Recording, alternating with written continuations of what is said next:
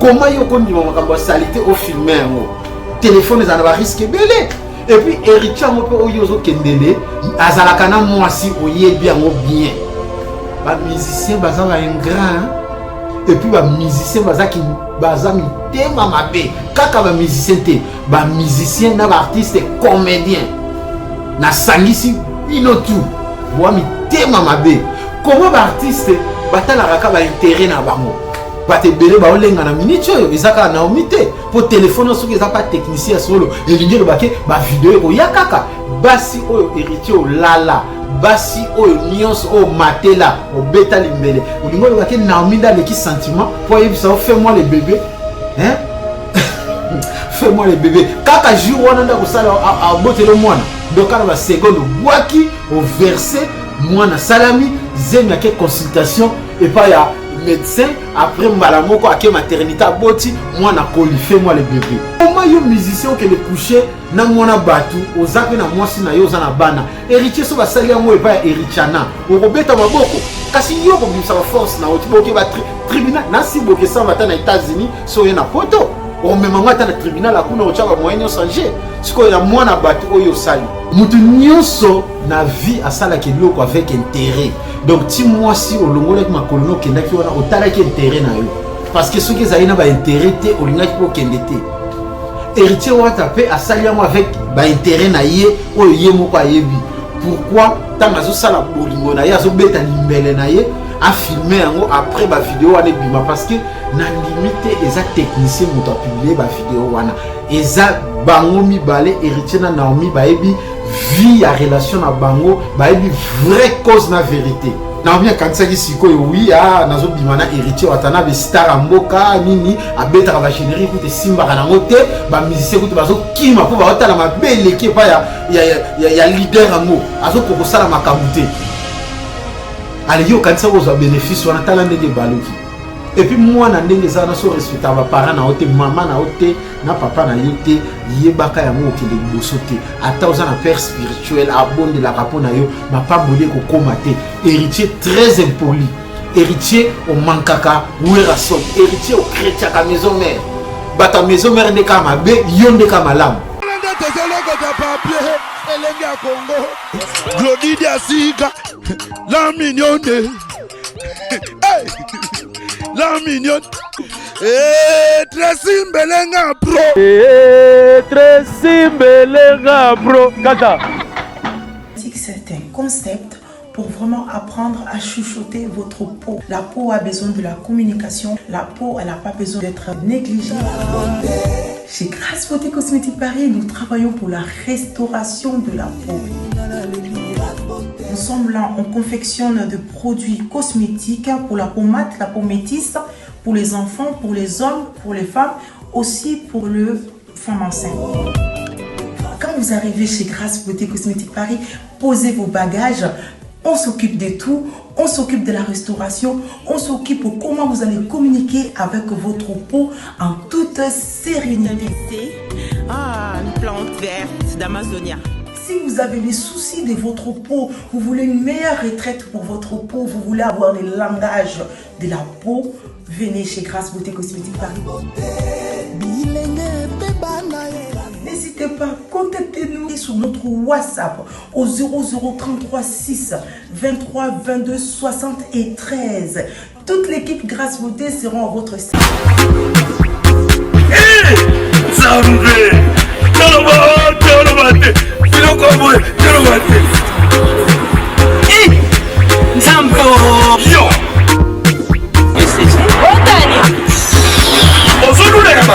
Il y a eu pas de pour comme bon. Na pomade awatoza. Na pomade awatoza. Mais moi c'est la même bien comme on est au sommet pomade naturelle awatoza en ligne www.awatoza. Soit appelez au numéro 00 33 75 11 10 975. Bonne adresse, il y a Kosomba Pomade Awatoza, 70 rue Marcadet, 18e arrondissement, métro Marcadet, ligne 4. Pomade Awatoza, et Salamina Banamboka Congolais, Nabanzete Yamboka Congo.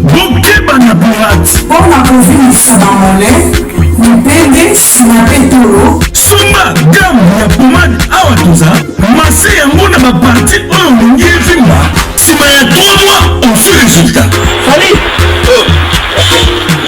na pomade oyo toza mwasi na ngai pakomi nango kibokol na pomade oyo toza. Arrête de filmer, arrête de filmer. Eh, regarde la caméra, regarde. Baeb sakabino bandeko basi. Ya mabete, okozana mubali na yo. Mais tant vous okota na chambre qui ata na hôtel to wapi. Botika ba téléphone na réception. Ezate po aza artiste. Mususu obanga. Na moment bo sala ma na bino intime a filmer yo. Po yebi projet na été. Avant de forcer au 10 mois, tu me lâcheras jamais. Regarde la caméra, regarde la caméra. Ah! Non, bandeko basi vous amaele. Botika ba téléphone na réception. Ou soit ndima na yo ozala lokola sardine. On comprend nzoto kaka. Ou katika tête. Ah! Et puis bino ba artiste musicien. Bozo sala ba clip bo filmaka. Na ba moment ba sentiment pe bo sala donc au côté caméra. Pour aux stars. Alors ozo sala makambo filmer mona bata moi si. Pour yebi kaza na problème soit aza faible devant yo pour aux artistes. Yana muta tolérant mota. Arrête. Regarde la caméra. Oh. Bon tourner clip Tony. Yaki buzoba. Et puis na suka yo mwasi olela. Ote mobali nanga ko boyanga onino. Non kolela te. Okende kuna avec intérêt. Mutu nyonso na vie asala ke loko avec intérêt. Donc ti mwasi olongola ki makolono kenda ki wana otala ki intérêt na yo. Parce que ceux qui ont ba intérêt te olinga ki po kende te. Héritier wata pe asali yango avec ba intérêt na ye oyo ye moko ayebi. Pourquoi tant azo sala bolingo na ye azo beta limbele na ye a filmer yango après ba vidéo wana bima parce que na limite eza technicien moto a publier ba vidéo wana eza bango mibale héritier na Naomi baebi vie ya relation na bango baebi vraie cause na vérité. Ah oui. Ah c'est leader Amis les comédiens sur Paris. Ça n'engage que moi, ngam na le bango. Et yozo sala makambo na ki salité oto benga makambo salité tant tozo kola. Comment yo kondi makambo salité au filmer yango. Téléphone za na ba risque belé. Et puis héritier ngo pe oyozo kendele azalaka na mwasi oyebi yango bien. Ba musicien baza ba ingrat. Et puis ba musicien baza ki baza mi tema mabe. Kaka ba musicien te, ba musicien na ba artiste comédien. Na sangisi binotu. Boa mi tema mabe. Comment ba artiste batala raka ba intérêt na bango? Nande ni botala raka ba intérêt na bino, zotala ka vie na yo, zotala vie ya muninga te. Ezala ba musicien oyo ba bengisa na poto pa mwasi oye na poto obaluke lié. Ezala ba artiste comédien oyo ba bengisa wuti Afrique oye na poto obaluke lié. Même différence c'est ça na publication héritier sali. Bo condamné héritier te bino tout ndenge moko na ba musicien. Et puis ça mbala liboso te na net to mona mutakala non, ezala déjà. Tout le monde a bateau va publier et puis qu'on continue kaka et qu'on zala kaka. Je sais très bien que les gens makambu ya buzoba na communauté congolaise et na muto akoko tolérer en moté zo ngo kaka lokola ser wana Naomi azala ki lokola ndeko na yo to aza mwasi na yo exemple bien si ba ke bimana artiste yebisanga est-ce que yo ebi état de vie ya artiste wana bimina ye bo ebi état de vie et oyo ya héritier Watanabe accoucher na ye na intérêt nini. Et puis à ça la kango na combien de ba filles ou à ça la kanengwana va te bele ba olenga na minute yo ezaka na omité pour téléphone soki eza pas technicien solo et lingelo baké ba vidéo ko yakaka basi oyo héritier o lala basi oyo nyons o matela o beta limbele lingelo baké na ominda le ki sentiment pour yebisa fais-moi les bébés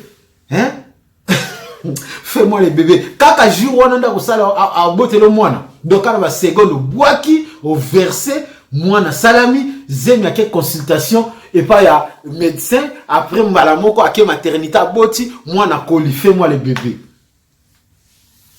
ça qui le coûta et puis ça qui ndoki yango bozo mona musique na poto po ezonga eza pasi et puis nazonga na problème na Congo na no omoni na Congo kuna toi na ba problème ebele na Congo et uti kana musique te kimta mabe uti na likolo ti na sezo kita hein ndenge sa boyena na Congo na toi na ba problème na ba courir kendaka mai kendaka tala ba problème tout ça na tala ba risque toi na problème na ya ba transport na niveau Congo hein to liya kana no bien te social a mboka ya bien te assurance médicale maladie santé na no biso na Congo kuna ezana no assuré te donc sur 100% tous en a 0% différent à na poto et musu tous en a assurance tala ba problème tous en a pays tala ba problème tous en a mboka hein sikoyo ndenge zawana yebisa ngai na ba problème nyonso ya mboka wana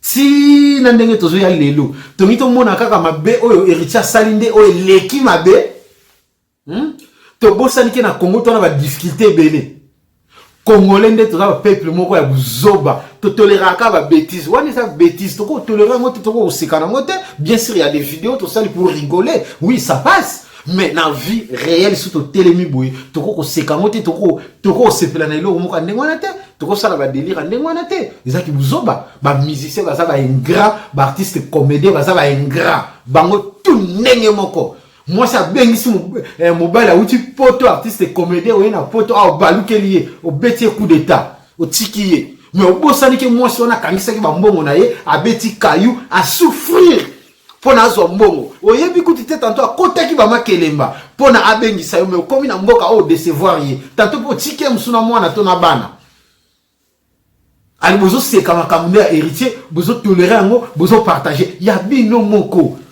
to ba dofisiko ko filmer. Je suis l'artiste comédien star ya Congo, artiste comédien, leader à Missy Awan à Paris. Oyo nazolo ça n'engage que moi. So monique ko porter plainte kende to kende samba. Na bimisi la bino siko ba mabenyo so artiste musicien ba comédien ba sala na na on tribunal. Okima na kandiso lisusu bien. Hein? O bo sala ya bien te et pas bande ko na biso basi. To ko tolérer ngote. Musala ya pasi mbongo ya pasi na poto nana okabila ta diero mutazate et puis na ba problème nyonso tozana na mboka wana est-ce que eza héritier mutali boso oya sali filmage a osala mambo salité a filmer yango ba bimisi yango a mutali boso te hein bien sûr eza mabe mais eza na muto akoko tolérer yango te et puis basi ndenge zawana yebaka ngo yango na lobby awa zala fidèle na mubali na yo tango okosa mubali na okozwa nini na obia kanisa ki sikoyo oui nazo bimana héritier watana be star mboka nini abeta ba générique koute simba kana ngote ba musicien koute bazo kima po ba otala mabele ki pa ya leader ngo azo kokosala makambute ali yo kanisa kozwa bénéfice wana tala ndenge baluki et puis moi na ndenge za na so respecter ba parents na ote maman na ote na papa na yote yebaka yango okende liboso te ata oza na père spirituel abonde la rapport na yo mapamboli ko komate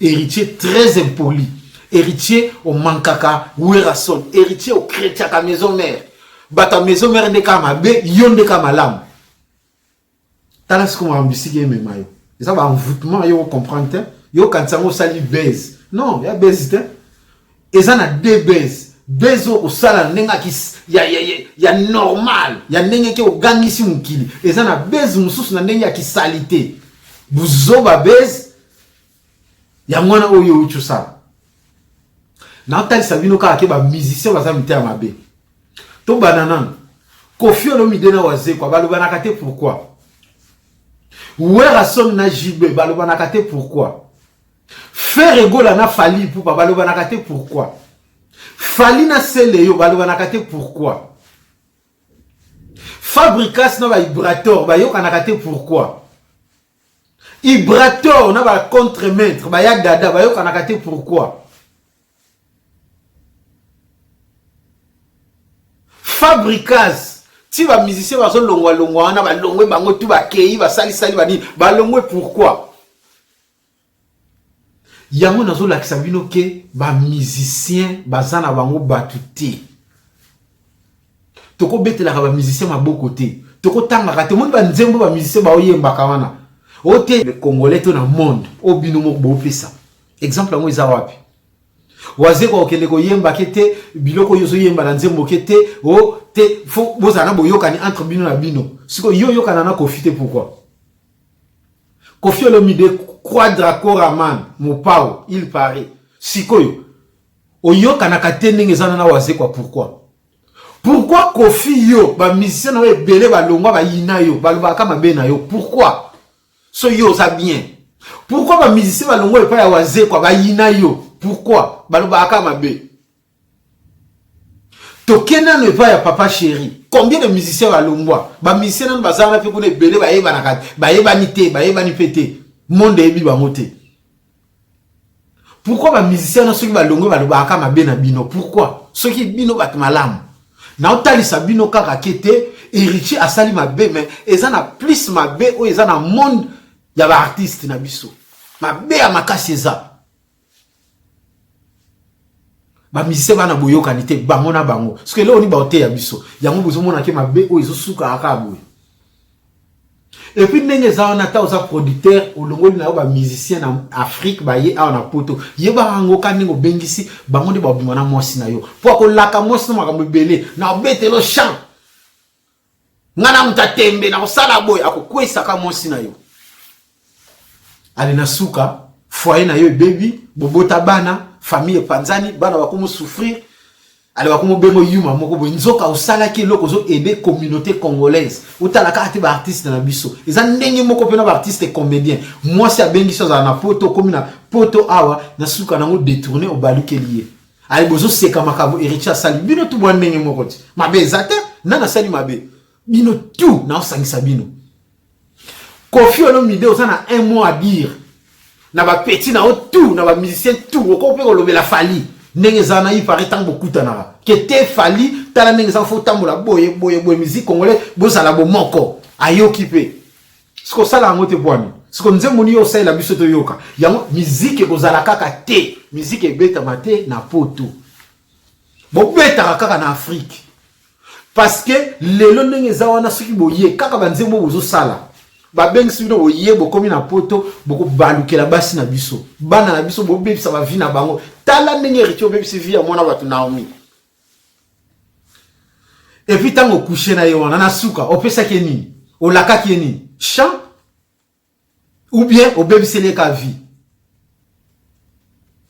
yango na lobi ke te peuple congolaise Total à makambuka na ndinga ko sekate total à makamsusu na deuxième sens vie normale héritier bimina mwana mwasi wana bon na deuxième vie affirma qui est pourquoi troisième vie pourquoi publier qui vidéo wana pour ça technicien te eza ye moko pour ça la nini na intérêt nini base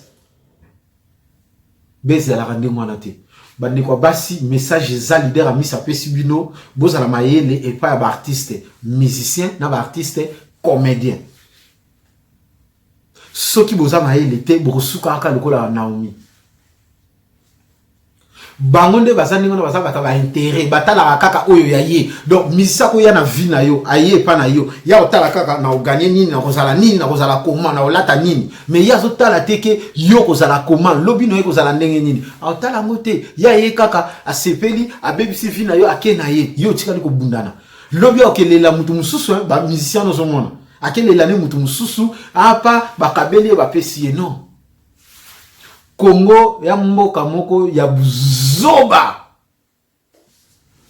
na biso mo ba congolais hein boke ko yemba bozo seka muninga ba publier ye yo kende ko yemba to kena nazo kende na tous les musiciens na bi na sangisi ba musiciens tous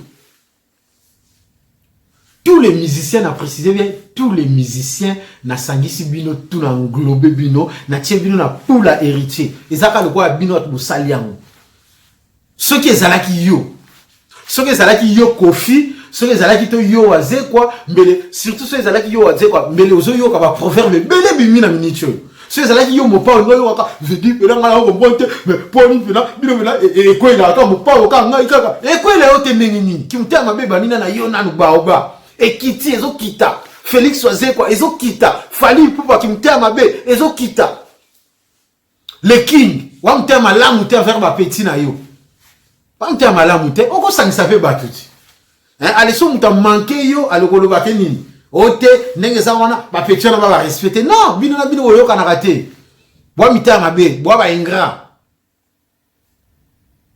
c'est pas gentil hein comment yo musicien que le coucher na mwana batu ozape na mwasi na yo za na bana héritier so ba sali yango e pa héritiana okobeta maboko kasi yo ko bimsa force na oti boke ba tribunal na si boke sa mata na États-Unis so ye na poto o mema ngata na tribunal akuna o chaba moyen changer siko ya mwana batu oyo sali ezani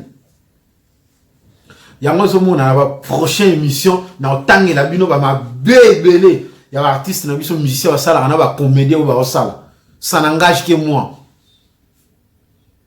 artiste comédien leader amisi engagé nga memanga sikoto samba héritier ndenge zaona yebaka ngo samba na bate belé ba plainte koya bate belé ndenge zaona oko sali loko na to ko publier mona moi cité jamais zo mona na ko ndeko no moi si so ba sala ki on ndeko no moi si olinga ko sepela te